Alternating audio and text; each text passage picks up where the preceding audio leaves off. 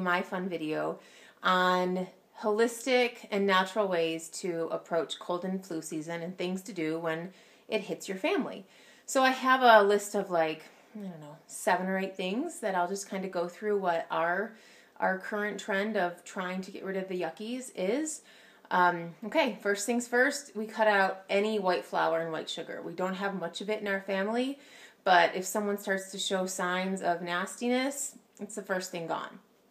The second thing we do is a humidifier. I've read more than one study that shows if you have moisturized nasal passages that this helps fight cold and flu because dry nasal passages are cracked, and then obviously, more germs can get in that way. So we start running our humidifier all the time.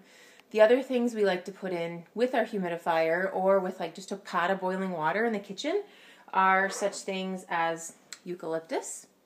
See, there's that. And eucalyptus is great because it smells really good, but then it's also like a natural cold fighter. The other thing we like to do, which it's either called Thieves or it's called On Guard. This one is from doTERRA and it's called On Guard, but it's a blend of some really good stuff and it's a great cold fighter. You can, if you're an adult and you're not pregnant, you can rub it on basically on your chest. You can rub it on the palms of your feet. And just to smell it in general will help your immunities. Okay, so the third thing that we do is probably weird to some people, but I was raised with Vicks. If you're sick or cold or whatever, you just put Vicks on your chest or on your back. Well, now that I'm trying to be like this natural mother, we try not to use petroleum-based products, which Vicks is, sadly, because it has some childhood memories attached with it. But what we do is we use oregano oil.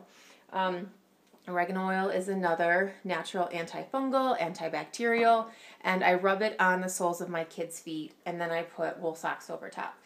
And it's supposed to basically increase the circulation, get your lymph nodes moving again, help them process things.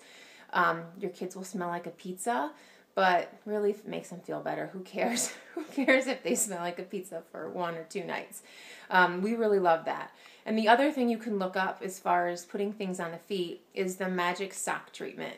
It basically involves putting warm wet cotton socks on your kids' feet and then or on adults too. It works really well for adults. You put a pair of wool socks over top. Your feet won't feel wet because the wool will wick the moisture away from your feet, but that also will increase circulation. You can do it on a baby all the way up through your grandmother. It's a really great non-invasive way to just get the body moving and processing again to try to get that junk out. Okay, the other thing we like to do, these are not from my vegetarian friends, I have to admit. So, obviously, when you're fighting something, your vitamin A and D levels are typically low because your body's trying to fight it. So the best, most absorbable form of vitamin A and D is fermented cod liver oil. Yeah, it smells nasty. It doesn't taste much better, but I can tell you, if you wanted to add a supplement every day besides your Shakeology, which I think is a great immunity booster too, just because it's packed with such great stuff, we take fermented cod liver oil. Personally, I like the skate liver orange. I take a half a shot of this in a shot glass, and then I also take the unflavored regular fermented cod liver oil. My kids love it sometimes, and other times they hate it. I don't force it on them, but I can tell when they're kind of getting into fighting something that they'll drink it, and they really don't care. It's they almost ask for it, which still kind of grosses me out, but at the same time, I know how good it is for them. Okay, and then the last thing is bone broth. Yummy, right?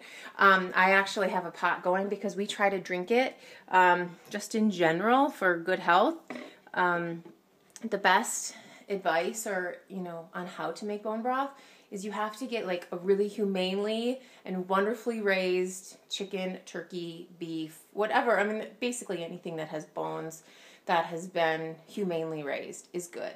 So you put a carcass, that's a turkey that our neighbors raised. It was 100% grass-fed, organic, free-range. We had turkey as a big, meal for the group of us, and then I took the carcass home, put it in here with water. I put some onions in with the skin still on. I throw some celery in, some peppercorn, some real salt, not iodized salt, and just turn it on low and let it go. Oh, I also throw like a tablespoon of apple cider vinegar in. And all of that stuff, obviously, the smell of it is great. But even just having a little drink of it, I had to make a note because there's so many good things in bone broth that people don't realize. It has calcium, magnesium, phosphorus, trace minerals. Us athletes obviously know with joint pain, glucosamine chondroitin is a big supplement they add. Here you can get it naturally because it just leaches right out of the bones. And gelatin, which is a good way for your hair and your nails and just in general, bone broth, if you think about it, how many times have people told you to drink chicken noodle soup when you're feeling sick? The canned stuff, the box stuff, doesn't compare on the immunity fighting booster of this. So there's my fun informational video. Hopefully you don't get the cold and flu, but if you do, try these things. Thanks.